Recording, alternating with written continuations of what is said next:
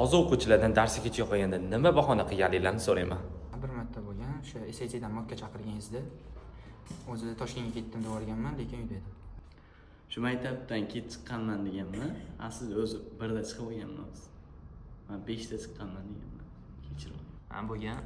Bir marta dars qilmaganimda kasal bo'ldim deb yuborganman. Dars qilmaganimda kasal bo'lganman deb yuborganman bizga. O'zi sog' bo'lgansiz. Sog' bo'lganman. Ha bo'lgan. Nima deylardi?